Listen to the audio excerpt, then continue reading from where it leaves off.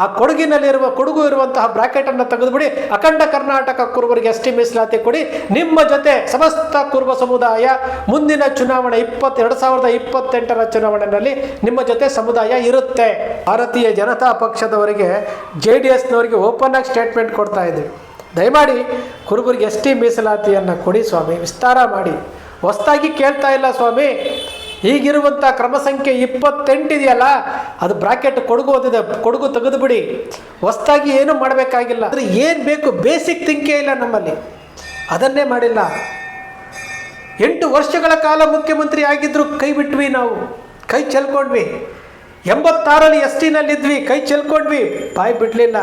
91ರಲ್ಲಿ ವಾಲ್ಮೀಕಿಯವರು ಮಾಡ್ಕೊಂಡ್ರು, ನಾವು ಮಾಡಲಿಲ್ಲ. ಇವತ್ತಿಗೂ ಸಹ ನಮ್ಮಲ್ಲಿ ಎಲ್ಲಾಗುತ್ತೆ ಇದು, ಯಾರ ಕೈಯಲ್ಲಾಗುತ್ತೆ ಇದು ಆಗಲ್ಲ ಬಿಡ್ರಿ.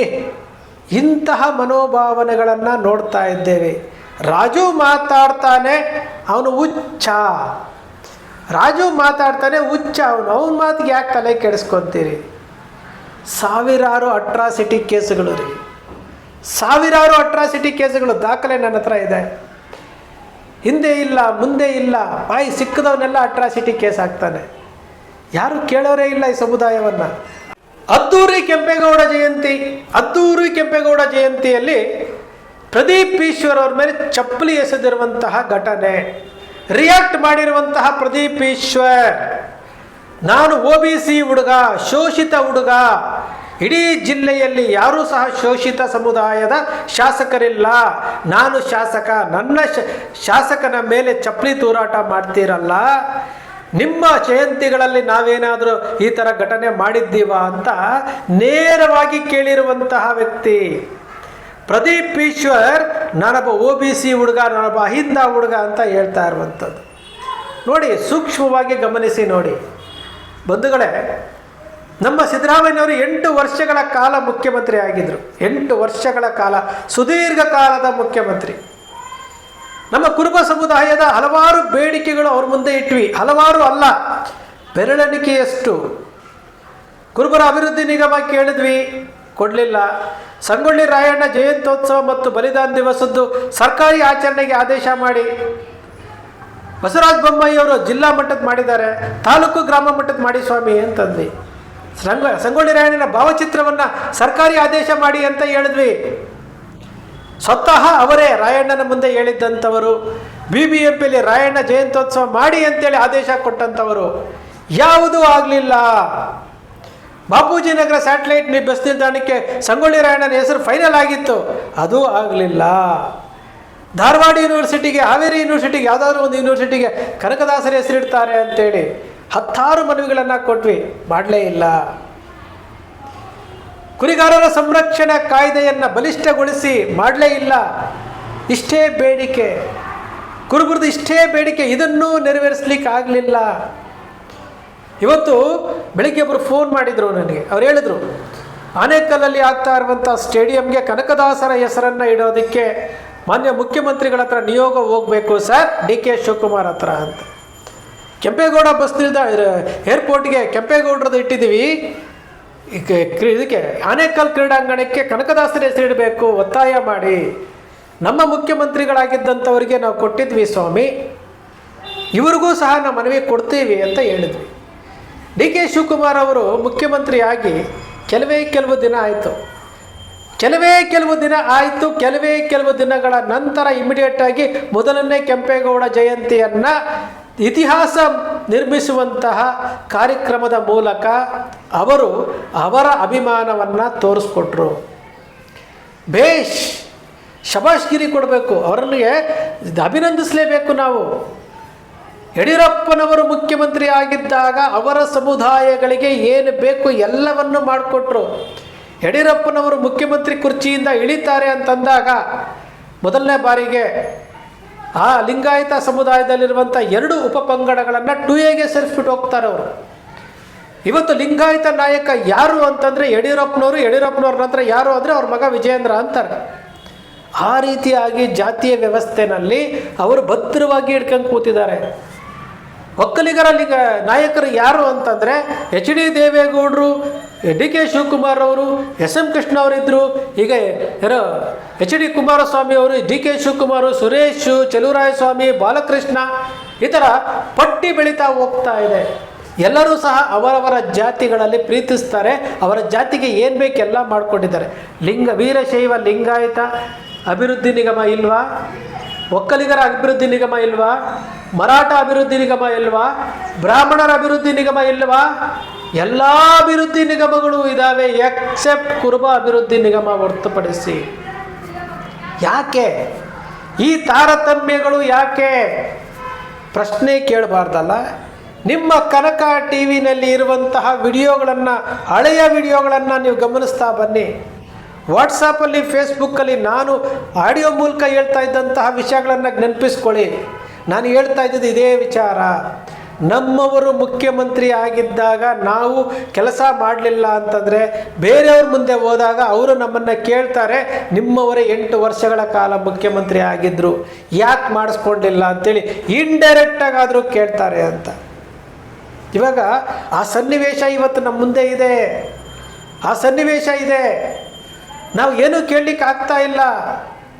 ಇಲ್ಲಿ ಸಮುದಾಯ ಪಕ್ಷದ ಜೊತೆಗೆ ಇತ್ತು, ಸಮುದಾಯ ನಮ್ಮ ನಾಯಕರು ಅಂತ ಹೋಯಿತು. ಆದರೆ ನಮ್ಮ ಸಮುದಾಯಕ್ಕೆ ಬೇಕಾಗಿರುವಂಥ 4 ಬೇಡಿಕೆಗಳು, ಆ 4 ಬೇಡಿಕೆಗಳನ್ನು ಫುಲ್ಫಿಲ್ ಮಾಡಲಿಲ್ಲ, ನೆರವೇರಿಸಲಿಲ್ಲ, ಈಡೇರಿಸಲಿಲ್ಲ ಅಂತಂದರೆ ನಾವು ಯಾರ ಹತ್ರ ಹೋಗಿ ಕೇಳಬೇಕು, ಏನು ಕೇಳಬೇಕು ನಮಗೆ ಅರ್ಥ ಆಗ್ತಾ ಇಲ್ಲ.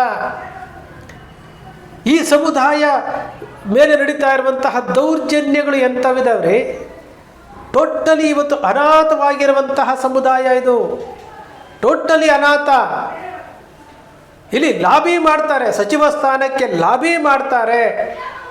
ಸಮುದಾಯಕ್ಕೆ ಸ್ಪಂದಿಸಬೇಕಾದಂತಹವರಿಗೆ ಸಮುದಾಯದಲ್ಲಿ ಸಚಿವರ ಸ್ಥಾನ ಮಾಡೋದಿಲ್ಲ. ಎಲ್ಲವೂ ಮುಗಿದೋಗಿದೆ. ಪದೇ ಪದೇ ಪದೇ ಹೇಳ್ಕೊಳ್ತಾ ಬರ್ತಾ ಇದ್ವಿ. ಇಡೀ ಕುರುಬ ಸಮುದಾಯದಲ್ಲಿ ಕರ್ನಾಟಕದ 31 ಜಿಲ್ಲೆಯಲ್ಲಿ ಒಬ್ಬರೇ ಒಬ್ಬ ನಾಯಕರಿಲ್ಲ, ಎಲ್ಲ ನಿವೃತ್ತಿಯಾಗಿ ಹೋಗಿದ್ದಾರೆ.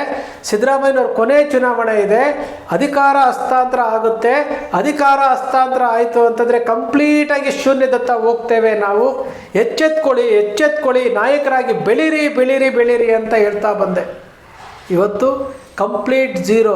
5 ವರ್ಷ ನಮ್ಮವರೇ ಮುಖ್ಯಮಂತ್ರಿ, 5 ವರ್ಷ ನಮ್ಮವರೇ ಮುಖ್ಯಮಂತ್ರಿ. ಪ್ರತಿಭಟನೆ ಮಾಡು, ಮನವಿ ಕೊಡು, ಪ್ರೆಸ್ ಮೀಟ್ ಮಾಡು, ಪತ್ರಿಕೆ ಹೇಳಿಕೆ ಕೊಡು, ಇಷ್ಟಕ್ಕೆ ಸೀಮಿತ ಆಯಿತು. ಈಗ ಅನುಭವಿಸ್ತಾ ಇರುವಂಥವ್ರು ಯಾರು? ಮುಂದೆ ಭೀಕರವಾದಂತಹ ಭವಿಷ್ಯ ಆಯ್ತಲ್ಲ ಕುರುಬರಿಗೆ. ಇದಕ್ಕೆ ಯಾರು ಹೊಣೆ? ನಾವೇ ತಾನೇ. ನಮ್ಮ ನಿರ್ಲಕ್ಷ್ಯತನದಿಂದ ಕೈಯಲ್ಲಿದ್ದದ್ದನ್ನು ಕಳ್ಕೊಂಡು, ನಾನು ಹೇಳ್ತಾ ಇರ್ಬೋದು, ಕೈಯಲ್ಲಿದ್ದಂಥ ST ಮೀಸಲಾತಿಯನ್ನು ಕಳ್ಕೊಂಡ್ವಲ್ಲ, 86, 91 ಕಳ್ಕೊಂಡ್ವಲ್ಲ. ಕೈಯಲ್ಲಿದ್ದಂತಹ ನಮ್ಮ ಮುಖ್ಯಮಂತ್ರಿಗಳಾಗಿ 8 ವರ್ಷಗಳ ಕಾಲ ಇದ್ರಲ್ಲ, ಆ 8 ವರ್ಷಗಳ ಕಾಲ ಸಮುದಾಯಕ್ಕೆ ಬೇಕಾದಂತಹ ಬೇಡಿಕೆಗಳನ್ನು ಈಡೇರಿಸ್ಬೋದಾಗಿತ್ತು. ಸಮುದಾಯಕ್ಕೆ ಬೇಕಾದಂಥ ಶಿಕ್ಷಣ ಸಂಸ್ಥೆಗಳನ್ನು ಮಾಡ್ಬೋದಾಗಿತ್ತು. ಸಮುದಾಯಕ್ಕೆ ಬೇಕಾದಂತಹ ಮೂಲಭೂತ ವಿಚಾರಗಳ ಬಗ್ಗೆ ನಾವು ಮಾಡಿಸ್ಕೊಳ್ಬೋದಾಗಿತ್ತು. ಯಾವುದನ್ನೂ ಮಾಡಲಿಲ್ಲ. ಈ ಸಮುದಾಯಕ್ಕೆ ಕೊನೆಯ ಪಕ್ಷ ಒಂದು ಸಮುದಾಯ ಅದು ಅಭಿವೃದ್ಧಿ ಆಗಬೇಕು ಅಂದರೆ ಏನು ಬೇಕು, ಬೇಸಿಕ್ ಥಿಂಕೇ ಇಲ್ಲ ನಮ್ಮಲ್ಲಿ. ಅದನ್ನೇ ಮಾಡಿಲ್ಲ. 8 ವರ್ಷಗಳ ಕಾಲ ಮುಖ್ಯಮಂತ್ರಿ ಆಗಿದ್ದರು, ಕೈ ಬಿಟ್ವಿ ನಾವು, ಕೈ ಚೆಲ್ಕೊಂಡ್ವಿ. 86ರಲ್ಲಿ STನಲ್ಲಿದ್ವಿ, ಕೈ ಚೆಲ್ಕೊಂಡ್ವಿ, ಬಾಯಿ ಬಿಡಲಿಲ್ಲ.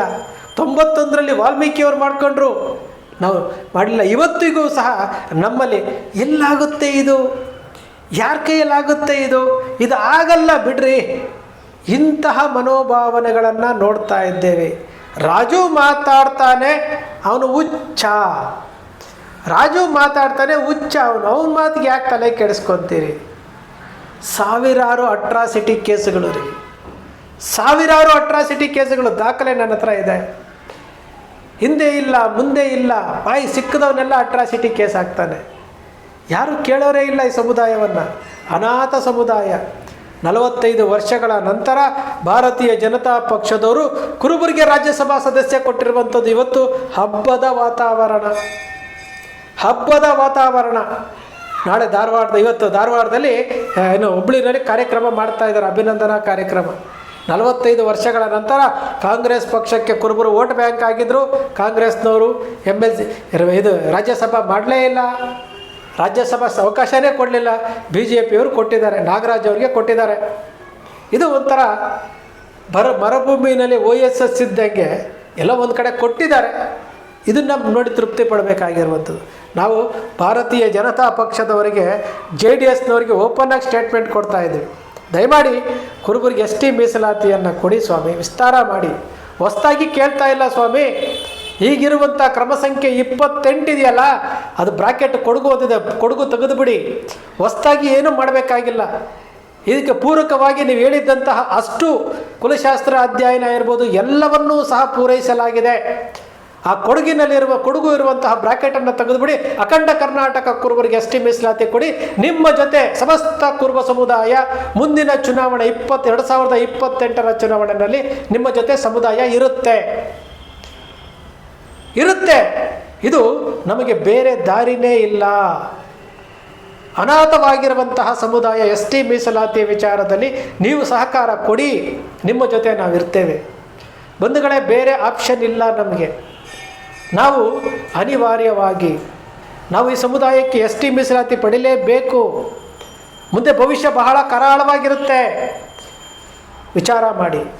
ನಾವು ಅಭಿಯಾನ ಪ್ರಾರಂಭ ಮಾಡ್ತಾ ಇದ್ದೇವೆ. ಇದೇ ಜುಲೈ ತಿಂಗಳಿಂದ ಸ್ಟಾರ್ಟ್ ಮಾಡ್ತಾ ಇದ್ದೇವೆ. ನಾವು ಬರ್ತೇವೆ, ನಿಮ್ಮ ಜಿಲ್ಲೆಗಳಿಗೆ ನಾವು ಬರ್ತಾ ಇದ್ದೇವೆ. ಈಗಾಗಲೇ ಎಲ್ಲ ತಯಾರಿಗಳು ಮಾಡ್ಕೊಳ್ತಾ ಇದ್ದೇವೆ. ನಮಗೆ ಬೇಕಾಗಿರುವಂತಹ, ನಮಗೆ ಹೊಟ್ಟೆ ಹಸಿದಿದೆ, ಹೊಟ್ಟೆಗೆ ಅನ್ನ ಬೇಕು, ST ಅನ್ನೋ ಅನ್ನ ಬೇಕು. ಈಗ ತಟ್ಟೆಗೆ ಹಾಕುವಂತಹ ಸಮಯ. ಪ್ರಯತ್ನ ಮಾಡೋಣ, ಪ್ರಾಮಾಣಿಕವಾದಂತಹ ಪ್ರಯತ್ನ ಮಾಡೋಣ. ನಿಮ್ಮ ಕನಕ TV ಸೃಷ್ಟಿ ಮಾಡಲ್ಲ, ಕಲ್ಪನೆ ಮಾಡಲ್ಲ, ವಾಸ್ತವದ ವಿಚಾರವನ್ನು ವಿಶ್ಲೇಷಣೆ ಮಾಡುತ್ತೆ. ಕನಕ TVಯ ವಿಶ್ಲೇಷಣೆ ನಿಮ್ಗೆ ಇಷ್ಟ ಆಯಿತು ಅಂದರೆ ಸಬ್ಸ್ಕ್ರೈಬ್ ಆಗಲಿಲ್ಲ ಅಂದರೆ ಸಬ್ಸ್ಕ್ರೈಬ್ ಮಾಡ್ಕೊಳ್ಳಿ. ಪಕ್ಕದಲ್ಲಿ ಕಾಣುವಂಥ ಬೆಲ್ ಐಕಾನ್ ಪ್ರೆಸ್ ಮಾಡಿ, ಶೇರ್ ಮಾಡಿ, ಪ್ರೋತ್ಸಾಹ ನೀಡಿ.